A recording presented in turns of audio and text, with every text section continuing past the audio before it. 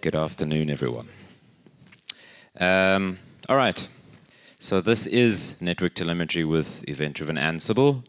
So there was another title on there, so some people were a bit confused. But yeah, that's what we're going to be talking about today. So I've got these two gentlemen here with me we've done some cool work together from a Red Hat and Arista perspective. Do you guys want to introduce yourselves? Do you want to come onto stage? Oh, sure. Yeah, I figured we just... So I'm Nuno. I'm a technical marketing manager in the Ansible BU, and I focus on Event-Driven Ansible. And you guys? Yeah, so I'm Julio Perez. I'm a solutions engineer with Arista. So it's a pleasure to be here. It's a pleasure to be speaking in front of you guys. This is an amazing crowd.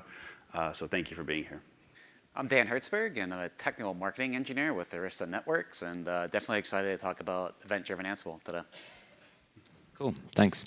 So I'm going to go through some Event-Driven Ansible fundamentals. I'm sure some of you have already seen this. You've probably heard it already. We seem to be talking quite a bit about it. And then we're going to hand over to these guys from Arista, right, who already took event-driven pretty quickly and pretty soon as we started to bring it out from Ansiblefest and started working with it, right? So we do have a lab which is happening today, which kind of focuses on this. But you're going to see what we're talking about from an Arista perspective is we're talking about using things like Cloud Vision and their platform and kind of what their demo kind of incorporates is their traditional type of topologies and their working environments, their tool sets, and how they used Event-Driven Ansible to obviously accommodate, the solutions and all the situations that they have, right? So let's get started. I'm going to start diving into event-driven, and then we'll hand over to these guys, and we can see the magic and see what's going on. All right, so from event-driven perspective, we all know how this stuff works. We have a technical issue in our company. What happens typically? How does it, what is the toil that we go through every single day? I have an issue, I log a ticket. That ticket gets, allocated to a team or an engineer. They look at it, they're not too sure, they escalate. Eventually, sometimes you get to the point where we can even have the vendor that gets involved to try and assist. Now, eventually, we do have a solution in most cases, right? So that's cool, but what we don't get is this takes a lot of time. So we get to that situation where going through this up and down situation, logging calls, escalating, everything takes a while. So this is a problem. And especially it's a problem if, your teams are asleep or this is something that you're not really, you're not on the clock or anything like that. So where does event-driven fit in? Now, event-driven is what we kind of call this an advanced automation process or an advanced type of automation. And what we can do is we cut all of that out. So instead of having to have this whole typical process of logging a ticket and then, going through that process, we can already predefine actions that we want. We can predefine things like troubleshooting techniques. We can even go to the point of, just getting event-driven Ansible to focus on observation. What I learned, at least from working around NetOps and with networks, is network guys don't like automated fixes. So every time I spoke to a network guy and say, yeah, but there's a BGP error, we can just get EDA to fix it. It's not a problem. I get, no, we're not doing that. So I think observation is probably a little bit more relevant for that. So imagine something goes out, something goes wrong, could be BGP, could be anything that goes wrong, and when you get to work the next day, all the troubleshooting has already been done for you. There's already a service ticket with all the relevant information, etc. And you just need to go, cool, it's this issue, we go and we fix it, right? So that's what event-driven could typically do. So event-driven works on three components, and we like to say that we receive content, so we receive events. These events, we always talk about events coming from intelligent sources. So event-driven doesn't work with as an intelligent source, right? It doesn't have an intelligent source. It looks for like an observation tool or something like that. We expect these tools to provide us the relevant information.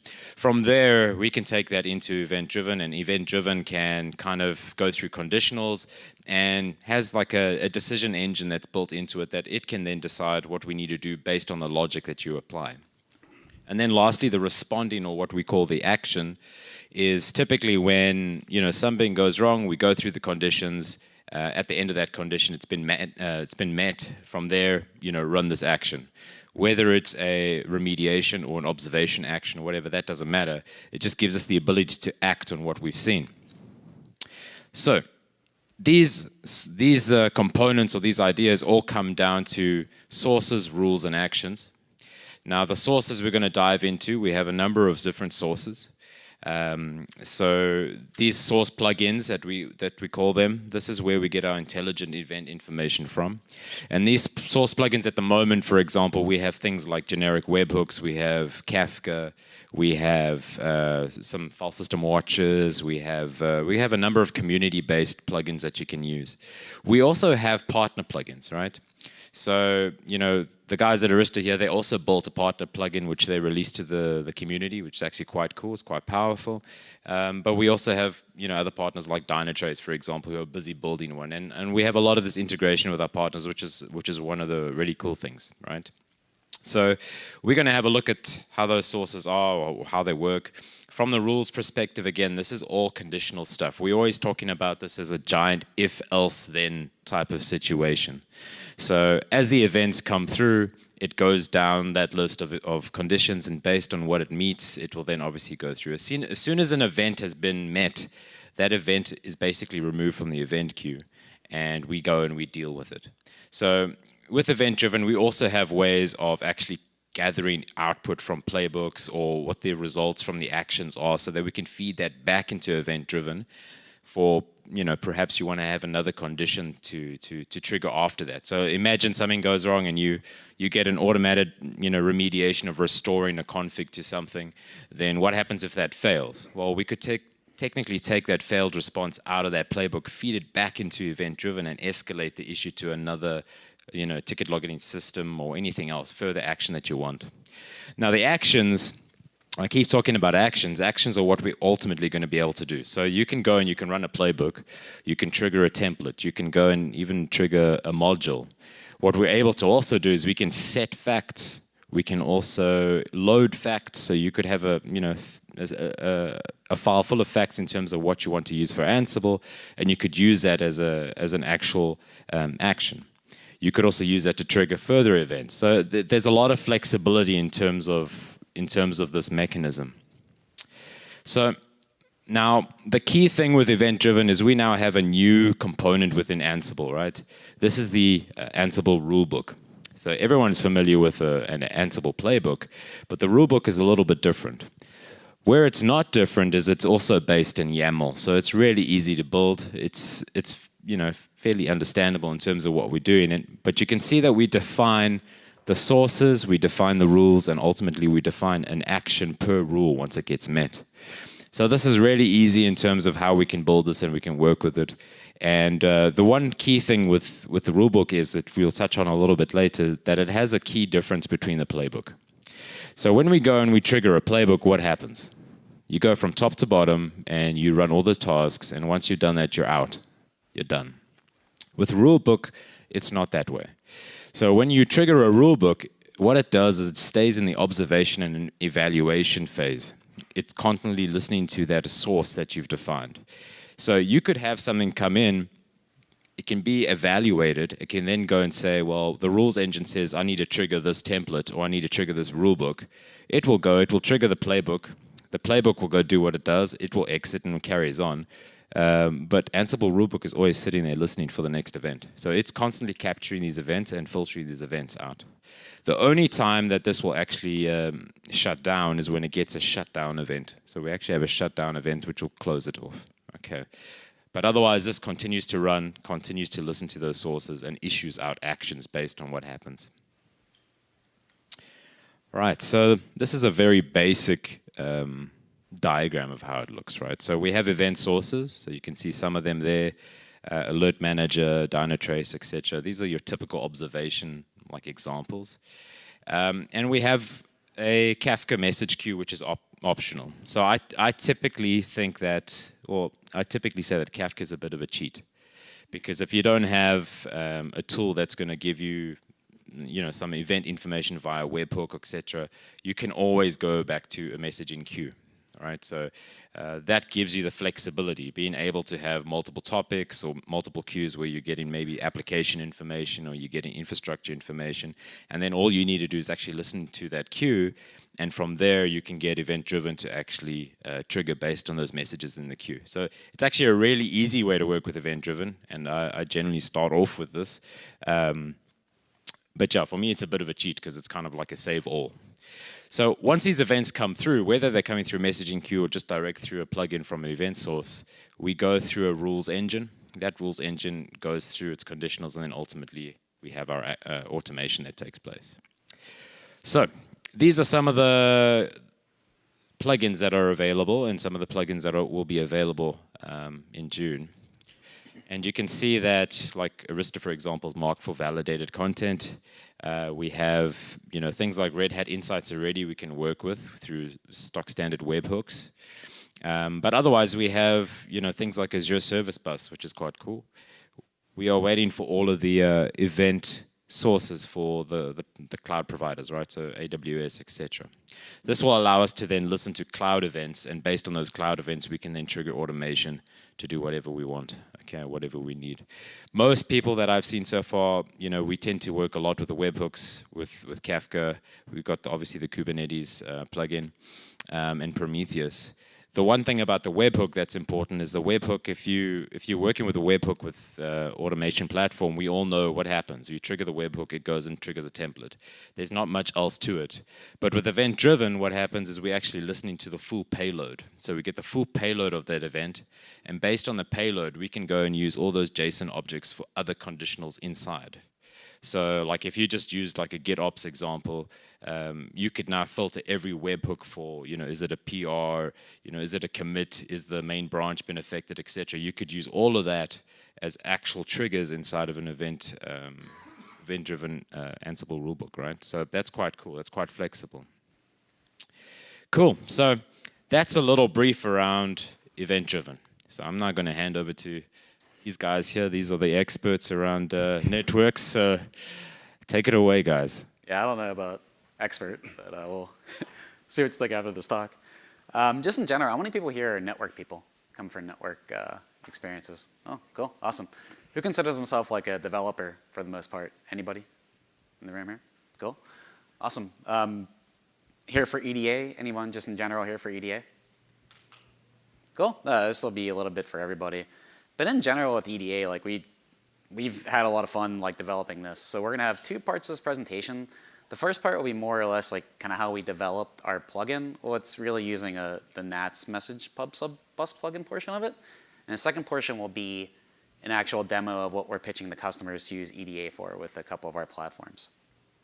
But in general, this is something we believe in. This is something we really had fun with. We like Nuno said, this is something that actually reacts to events, which is good. It's event-driven, hence the name of it. Because for so long, you've kind of had the AWX and tower sort of thing, where a human being would actually have to kick off via JSON into an AWX or a tower job, where this is a little bit different. You can pull in your own custom plugins and inputs and so forth, which make it really, really nice and flexible. So we'll talk about the timeline for development. This will mainly be from like our experience for the most part. Red Hat emails us probably back in, I'd say, November of last year, asking for a little bit of help with this sort of thing about EDA. And I don't think it was called EDA at that point. I think it was just called like Rulebook. Was that the name of it? Yeah, Rulebook. And kind of look at some of the docs, took a look at it, was really fascinated with it, because a lot of the network automation platforms that have been out there for some time haven't had quite the modules that Red Hat has with Ansible. Like you could realistically find modules for just about anything. If not, you can create them. Some of the previous platforms I've worked with, and wholly I've worked with network configuration, they've had this like sort of event-driven thing where a thing would happen on a message bus, a thing would happen on a webhook, and you could actually queue these things off. And just having just a human operate to do it was kind of cumbersome for most people. I wanted more of an automated platform. So they gave us kind of a product dump in December, and I think literally we turned around a plugin in like less than 24 hours, which was like really cool. Our group, the group Julio and I work in, it's more of a group of work with integration pieces into Arista. So we're like, I wouldn't consider myself a developer. I don't think you would consider yourself a developer really either, but we work with a lot of newer type of platforms and we're able to code a little bit. Python's not my everyday thing, but the way the setup within EDA was really simplistic. Since they have their own collection, I think these slides would be distributed. But the collections, we were just able to look at them and just kind of take from that and say, hey, any Python async we push into the EDA process, it'll just key off of that and we can make things work. So it was incredibly simplistic. Now, what we did was we used NATs. Is anyone familiar with NATs? Everyone heard of NATs in the room? It's not network address translation, so don't be afraid if you're a network person. I don't even know what it really stands for, but a lot of people hear the word NAT and they just suddenly just like it's a I don't know, but it's very similar to Kafka. So if you use the pub sub bus, it does a very similar thing, but we use it a lot internally at Arista because it's such a small binary and server. Like the Docker image is something like 30 megs, and it doesn't require any type of like zookeeper and everything else, something like Kafka would use. But we're able to take all these events that happen on the network, things like BGP, things like interfaces going down, anything in the control plane that actually breaks, we take that and we push that with this plugin into in the NAT's pub sub bus, which is really cool. So it's not pull based. So if anyone's familiar with SNMP, I think SNMP is a necessary evil that a lot of people run just because it's kind of operates most networks today. And this is on nats.io. So Julio and I will be around for quite some time today. Even after this, there's a 3 o'clock to I think 4 something or other demo that actually uses the demo that we helped Red Hat run. So it kind of looks like this. This is the way we push the demo, and it was pretty easy for us, like I said, to do. Like we turned it around in like less than a day. But the whole idea is that there is a streaming client. It's called GNMIC. If you're unfamiliar with that, it's able to take all the streaming state from a switch, take that streaming state and push that into the pub sub bus. Once anything happens on the pub sub bus, the EDA integration piece we wrote will just read off the pub sub bus. Very similar to Kafka, so if you're totally unfamiliar with this, think of it like the subscriber sits and just listens to a queue on NATs. And when something happens, it gets pushed into the NATs subject, and then you can key off of that. And the specific keys are things like interfaces going down, BGP going down, and whatever else. And then like I said, these slides are being distributed. The little gopher icon is the NAT subscriber that was written in Go just for like a client type of situation. All right. So we'll talk about what we've been using a lot with our customers, and a couple customers trying this in production and so forth. And more or less, this will be the demo we're going to provide today as well. And what we're trying to do with a lot of people is say, hey, before you push a change, before you make something go into maintenance mode, before you do a code upgrade, you should do something more or less to the event of kind of letting the masses know. Because I'm sure most people live that YOLO life, right? Where it's like, push the button, make it work, and not really tell anybody. But this is going to be doing something on the network and then telling everyone via like Slack and then creating ITSM ticket, doing it all in a very automated fashion. Because when we first talked about EDA, we talked about, it'd be great to say something broken on a network, automatically fix it. And I think most network people are going to say, it's a little sketchy to do that sort of thing. Like they'd like to actually be able to prove it and not really be into the self-remediation type of aspect. If you're totally unfamiliar with Arista and the way we work, basically what we do is we take the whole state of the network. When I say the whole state, I'm talking like distributed state of every single switch. We push it into our main management platform called CloudVision Portal. But we take everything, we bidirectionally stream it. So I say bidirectionally stream it, I mean as things actually change, we take all the config, all the temperature sensors, BGP neighbors, interfaces, pretty much, we even take S-flow data. So like anything that really happens on the switch gets pushed out the CloudVision Portal via gRPC, which is a streaming API.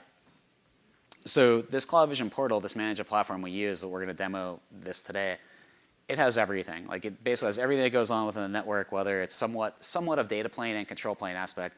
It's got all the stuff, which allows us to do really cool stuff. So within CloudVision Portal, like we're able to actually see like anomalies that happen, real-time topology views. So if you were to cable, uncable, cable, uncable, you could actually see it in real time. Our switches do provide hitless patching. So if you were to do something like do a code upgrade, we could do it to the point where it's a 50 millisecond blip, which is like pretty nice. Roll back the whole network, anomaly detection, it's all there because we have all the data. So in this demo, here's what everything's going to be set up. It's a leaf spine network. I think most people who are network people are used to what a leaf spine network is. So the leaf-spine network is effectively where you care about east-west traffic, moving that traffic really quick, bidirectionally from east side, hence the name east-west. And everything's meshed together via BGP.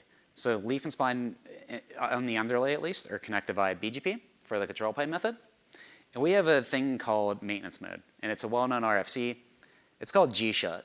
So what's going to happen is, Julio will go into it a little bit, but a human being is going to go into our CloudVision portal platform and say, I want a device to be in maintenance mode. When you put a device in maintenance mode, what it says is all the routes going to the spines and vice versa, they're no good anymore. The device is in maintenance mode, don't send me any traffic.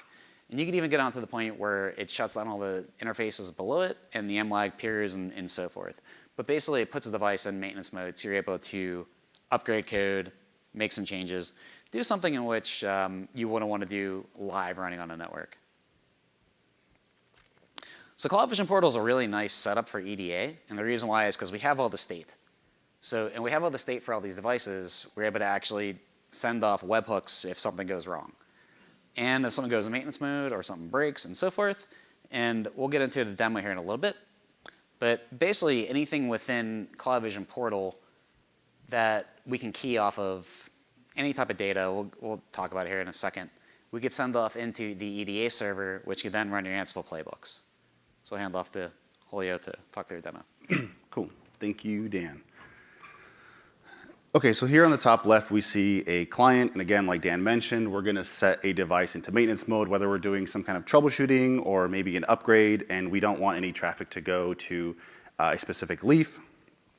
In this case, that's going to go through CloudVision, which is then going to send a webhook to the EDA server or the node running EDA, which then we can trigger additional playbooks to run sort of actions for us, whether that's creating ServiceNow tickets, Slack notifications for the team.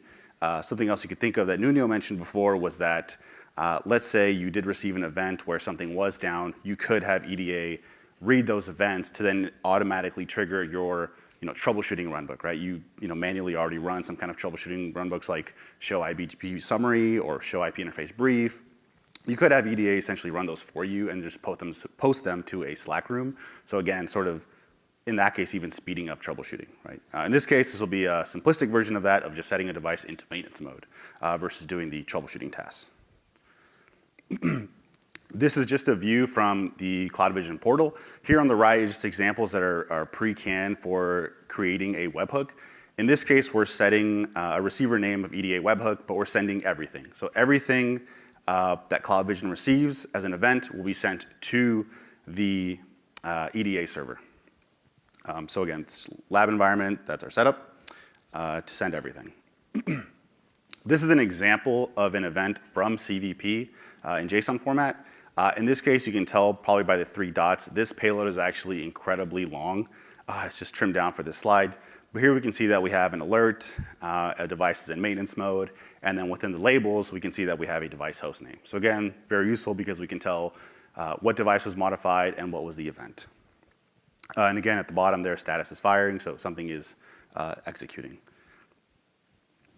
This is an example of the runbook that is used within EDA. So for example, we're on our EDA server, we initialize this, and then it's always listening. Here at the top, you can see the sources perspective, and we're using the EDA Alert Manager source, which essentially is just spinning up a web server on port 5000. It's listening for any requests that come in. Here, you might see a filter. The reason we use the filter is because we're actually keying off of specific keys in that JSON payload. But again, it's incredibly long, and there's just certain keys we just didn't want to see in the payload when we build or when we filter on the events. Again, that's more for just to clean up the data. If you had a very small JSON payload, you wouldn't have to exclude keys, but ours was pretty extensive because there's just a lot of data in there. Okay, I'm gonna skip rules because we actually have a rule section here coming up. So once EDA receives some type of event, we have a set of rules which then have conditions of something has to match for me to perform an action. So in this case, we have a condition called all, so it needs to match all of these statements. In this case, we did it as a one-liner with an and statement, so they both have to be true. In this case, we're looking for event.alert .status equals firing, which you can see here at the bottom, status is firing, and then the alerts.labels.event type is device maintenance mode. So if EDA sees this JSON payload come in, it will match this condition, which can then execute some kind of action. Okay, so that is the condition and the rule. Within the rule, now we have an action. So in this case, this is a run playbook action. So fairly simplistic, we're going to run a playbook. In this case, we named it set match. It could be whatever you like. Pretty interesting here is because it's EDA, it's Ansible. You already have access to all of the Ansible collections, any of the playbooks you already run. You can still leverage all of that within EDA. So we think that that's a very powerful thing to use. And in this case, this example, we're using Snow and Slack. So just the Snow and Slack collections. In this case, this playbook here is trimmed down again just to fit. But in the demo, you'll see the entire task output and the build of the task. So in this case, we have a first step to just collect some facts from CVP using our own CVP collection. And then we do a local action, which is just saving the configuration of this node that was impacted. So in this example, I think it was leaf1. So just save the config off to some directory. Then we create the ServiceNow incident. In this case, our ServiceNow incident was pre-populated with our configuration items. So we can tie that ticket to that specific configuration item. And then the final output, which would be notify the team in some kind of Slack channel that something is going on in the network. Right? So it's kind of more of like an awareness thing. Something I forgot to mention actually is that within EDA, once these playbooks are triggered, there's actually data available to you. So in this case, we're setting a variable called device hostname, but we're registering that from EDA output. So in this case, you can see it's Ansible_EDA.event.alert, labels, hostname. Pretty extensive, but useful that you can use data from EDA within your Ansible playbooks. So long-winded, but very powerful. Okay, that is all. Dan's going to take over for a little bit of a video demo. So thank you. Yeah, I got it. I might be able to figure out how to work videos. Yeah, before we pop the video, let me just an explainer once again about what this demo does. So you see the upper left-hand corner, you see the client, this beautiful Visio thing that says client. That person's going to go ahead and go into CloudVision and say, I want to set this device to maintenance mode. Maintenance mode sends a BGP community called gshut. So imagine a switch with a bunch of servers connected to it that someone wants to do a code upgrade or just any level of maintenance. You're going to want to shut that down, not almost like gracefully. So if you're used to compare it to like a VMware, you want to put an ESXi node into maintenance mode, like evacuate all the guests, but it's still actually working from a management perspective. Very similar ideology. Once that happens, our CloudVision portal sends the webhook over to the server that runs EDA, and that's where kind of the magic happens. The playbook will go back and use our APIs on CloudVision to actually leverage that device's running configuration, pull that back, throw it in a ServiceNow ITSM ticket, and then add a little bit of like verbosity, like, hey, like, here is some information about this device in CloudVision. You can click on it. It'll give you historical information on it. And also as well, it'll kind of upload into Slack a small what is it? It's D2, right? It's D2 lang. Yeah, D2 lang of a picture of the network topology and kind of alert everyone within your organization if Slack is your thing. It doesn't have to be Slack, but it could really be anything. It's just what we use a lot internally. All right. So hopefully I can work a video. Is that good enough here? Okay. So what we're going to do first is we're going to run the rulebook. I think everyone can see that. But use the Ansible rulebook binary if you're not used to EDA. It's a totally different binary than most people are used to with Ansible-playbook. But you're going to run Ansible rulebook. You're going to say where the rulebook is located. So the CVP alerts, kind of like what Julio showed, the local directory, and then you're going to point to where the inventory is. And if you want to, you could do verbose. Just pick verbose because it has a lot of information on it.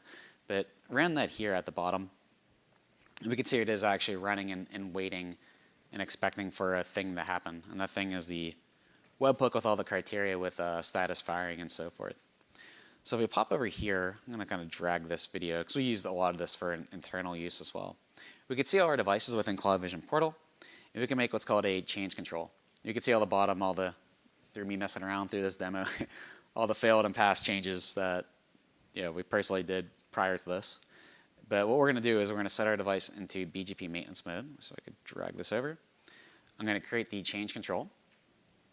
I'm going to select what's called a change control template, which is set BGP maintenance mode. And I'm going to select my device after this. In our CloudVision portal, like once you do that, it kind of lets you approve it, pick a device you want to pick, which is the DC1 Leaf 1A. Apply the change control. Review it, because you typically want someone to review it. And this is when the webhook comes in. So at some point when it's finished, it's going to send the webhook over to EDA. So I'm just going to drag this over here because, like I said, it's an internal thing we did that we just kind of chat, the little chat ops, Julio and myself, to talk about this. But once it actually does hit the criteria at the bottom here, if I can get rid of the play bar, it'll kick over to the playbook. So it'll change over to add the Slack portion. It'll also do the portion about ServiceNow with ITSM. And it'll grab the run and configure the device to add as a backup within ITSM. So let me fast forward to that here. If there's any questions, feel free to ask. But you can see here, this is the actual, if you're used to running config, this is the config of the device. It's just kind of doing it in a very verbose fashion as it registers it and uploads it into the ITSM ticket. All right, so once the device actually does finish, we can click on the device so we could see. It might be a little bit hard to see, but kind of highlighting over here with my cursor, but the device itself is in maintenance mode. So that will tell the user, hey, I can't use this device currently. It's not going to really take in traffic, but it's up online for just for management purposes. So once that happens, we can pop over to our ITSM portal. So we're in ServiceNow. We can see here this actually created an automated alert. This alert can look any way you want to, and like I think we talked about this previously, but because EDA has access to kind of like every single Ansible collection, which is like really cool. You don't have to throw away any tools that you do have to get up and started with this. So you could just use the ServiceNow Ansible playbook Ansible collection that's out there, which is what we did. So we could see here this creates the incident. We could see here the description of it has DC1 Leaf 1A is in maintenance mode. And then if we kind of scroll, I'm going to kind of fast forward this here a little bit, we could see a config.txt at the very bottom.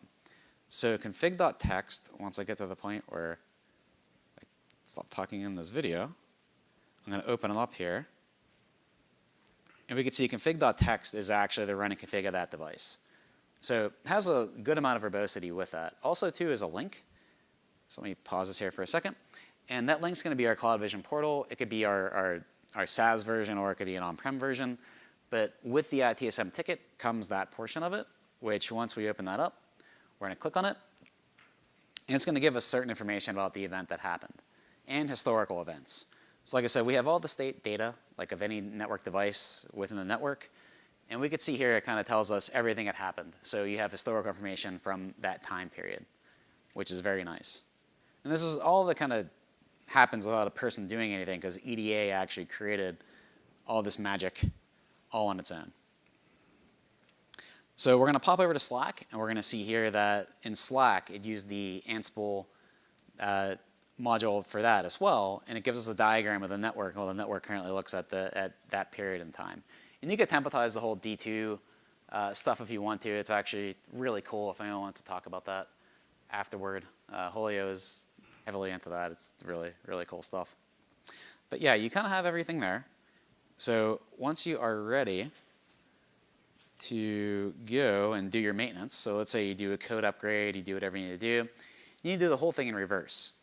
So when I say the whole thing in reverse, we're going to have to, at this point, unset BGP. So we're going to go ahead and we're going to create a new change control, because indirectly we're done with our changes we're doing, whether it's a code upgrade or whether it's some kind of, I'll call it sketchy change, but whatever the change you want to do, we want to bring this device out of maintenance mode. So when we bring a device out of maintenance mode, we want to go ahead and we want to close that ticket entirely. We want to tell everyone on Slack, hey, this is done. And this doesn't have to be Slack. This doesn't have to be ITSM. This could be via email. It could be via text message. but it would just be a good way of actually saying, hey, this work is completed and it's over and done with. So EDA is still running, and it's going to wait for the newest webhook. And this demo is actually publicly available on our Arista Networks repo as well, if anyone's very interested in it. But once you do that, you can see the rulebook actually did hit the key items it needs to. The ServiceNow portion comes in. It's going to close the ticket, and it's going to notify Slack that it was finished. Give it a second here.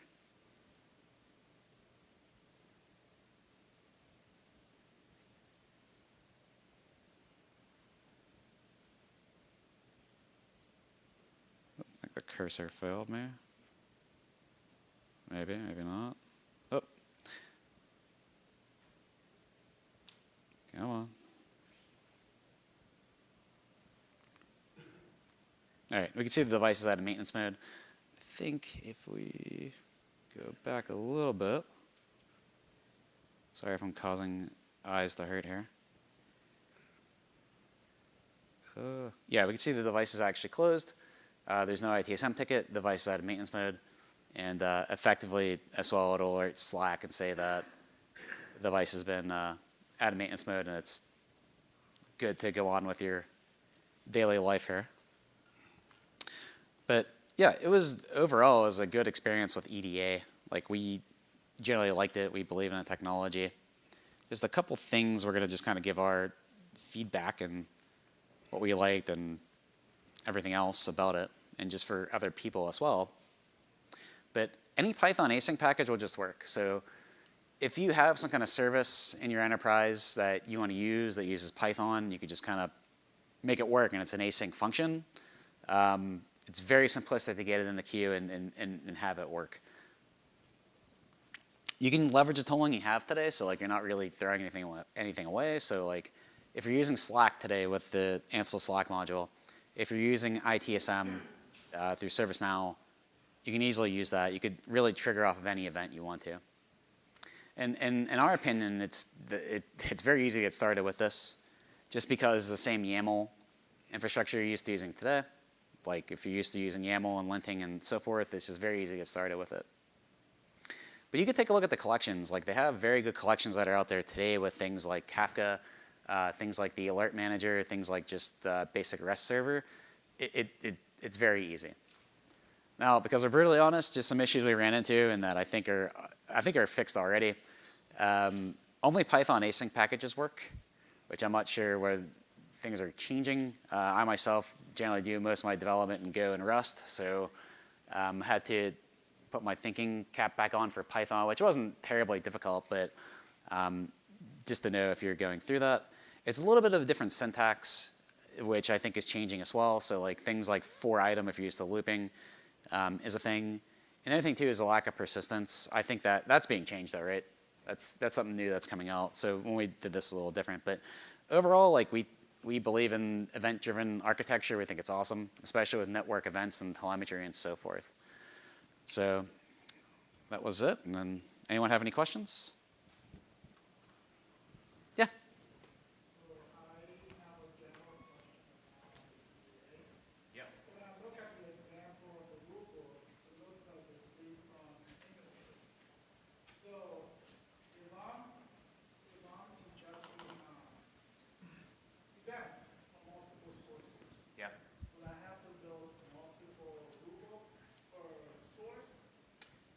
You can have multiple sources in a single rulebook, and then it just comes down to your conditionals. Every time I've worked with it, I just try to keep it separate, right? Hello? Okay, so when I build, when I do the rulebooks, you can have multiple sources defined. So rulebook can be listening to multiple sources and from there define the conditions and go through all the conditions, just like you can have multiple actions, okay, based on a condition.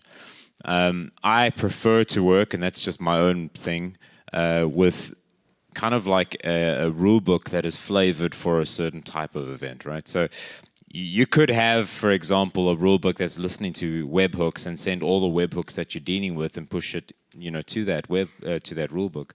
The only problem that I see is that's going to eventually start getting a bit sticky, because if you have your conditional sets, we have a thing inside of event-driven called rule sets. So you can build up different rule sets, and you can actually send those events to another rule set. So you might have a rule set for networking telemetry, and you want to send something to that telemetry stack, and then it'll go through those conditions. So you can do that. It does become a little bit more complex. So that's why when I'm doing it, I tend to say, okay, well, this is my Kafka source with this topic that's looking after that. This is the webhook stuff, etc. And obviously, right now we're talking about using Ansible rulebook, but when it comes out with the integration into the platform, the GUI and the interface actually has management of rulebooks, rulebook activation, all of that stuff is there. So it's a lot simpler, right? It's not like you're trying to run all of this stuff in CLI. Yep. How does event-driven Ansible and rulebooks maintain state running them? So, for example, if the idea came to me with like multiple sources, so can you do it so that you get like a trigger from source A, determine that you don't do anything, but then you want to get a trigger from source B, you know, hey, I got this trigger from source A, now because these both happened, I want to do this. Yeah, so what you could do is you could use, you could set a fact, right? So something happens on source A, it goes through the conditional. So you will have an action, but what you'll do is you'll push it through and you'll actually set a fact to say that's been addressed. And then the next time that another event comes through to get to your, condition 1 and condition 2 together to drive some kind of remediation, your condition statement would say, is that fact equal to whatever, and is this new event, has this new event occurred? If it has, then obviously we go and we trigger whatever we need to do. Follow-up question, so the rulebook do not save any variables or anything from all triggers? The event information is handed off. So as an event comes through, if it doesn't get dealt with, it gets dropped. In the integrated version, it keeps a track of all the events that come through. But if it comes through, it doesn't get dealt, it gets dropped. But what we do is event data is handed off. So as soon as an event comes through and it gets matched, it's able to be handed off to a template or to a playbook using Ansible EDA namespace. But this is why we talk about setting facts, because the fact will give you the persistence across board, right?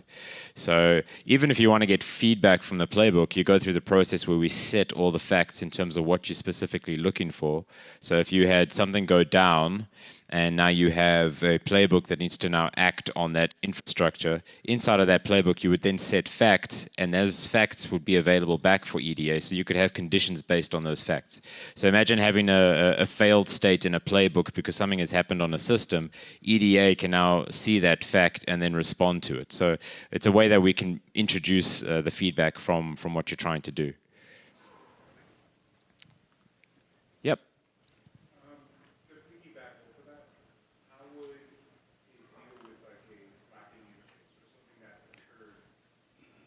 So are you talking about? You're talking about something like a back-off timer, or the same event from the same device just got triggered. Yeah. Persistence, basically. We try to notify that on the con. That's something early on we noticed. And like, what if that does happen? It's just going to keep executing the same playbook. Now you're just generating a bunch of snow tickets, Slack messages. The current version's got throttling built in. So you can say that once this event happens, you can say cool down for the next 15 minutes and don't respond to any of those events that are coming from the same event source that is the same event. So at the moment, we already have throttling built in. Yep. As a piggyback to that, if you have, for example, a remote site where the head router that goes down and a bunch of other alerts that are impact that, right? So that your internal devices also trigger alerts because they're not. Is there a way of Event correlation, basically. That is something that we're looking at. So it's on the radar because just like this, for example, let's say you have a number of ports reporting that they're down. You don't want EDAs constantly trying to fix the ports. Meanwhile, there's a router that's down in the main office. So that is something that currently is with engineering on the roadmap. Remember, the key thing with event-driven is it's obviously new. We need to see implementations. And from there, we start to see what really is needed and start to add on to that. So there's already stuff on the roadmap, but things like event correlations have already been indicated as something to look at. Yeah, great question. So I only have open source, so there might be some lack of knowledge on my part here, but what's the normal behavior for how you actually start the rulebook? Do you like start it on cron? What do you do when that rulebook gets updated? How do you restart the agent, and how do facts persist or not persist? So in essence, the way that it should be working is that the rulebook, typically the way that we do is we run a rulebook inside of a container. That container itself has Ansible runner, and it's got obviously Ansible rulebook, and it's basically just listening to those ports. And that's how it works with the integrated platform. So the integrated platform, where we have event-driven controller that's built in, it also listens and it has all the containers. So these containers are what we call decision environments. It's basically an execution environment, but it has Ansible rulebook built into it. So from the interface on the platform, you can control this. But otherwise, what you could be doing, like what we do for our labs, is we build the container, we run the container. And once that triggers, once that rulebook starts, it won't shut down. I mean, it will carry, unless obviously there's like an exception or something like that, but it just runs. So, I mean, you could obviously run or write some kind of script to restart the container or to be aware of that. Maybe you want to get EDA to monitor the other rulebook containers and restart those when those fail. There's lots of things that you could do. The upstream is called EDA server. So you could also mess around with that. That's already open.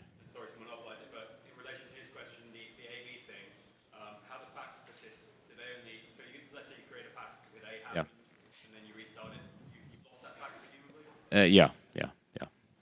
So the event data, once the event data gets processed, it's gone, right? So if event hits and it goes through its action, it's no longer accessible once it's gone through. That's why we set facts to get the old information back into the rulebook. But once you shut down rulebook, then all those persisted, all those facts, etc., are cleared. Then you start up again.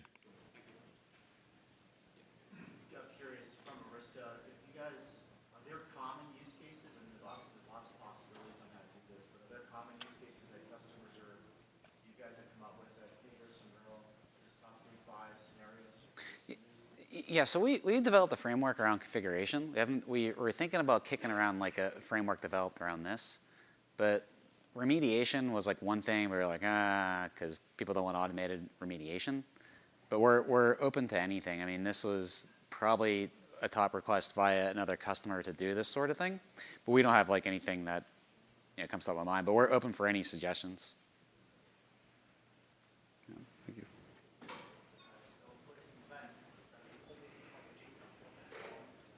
Yeah.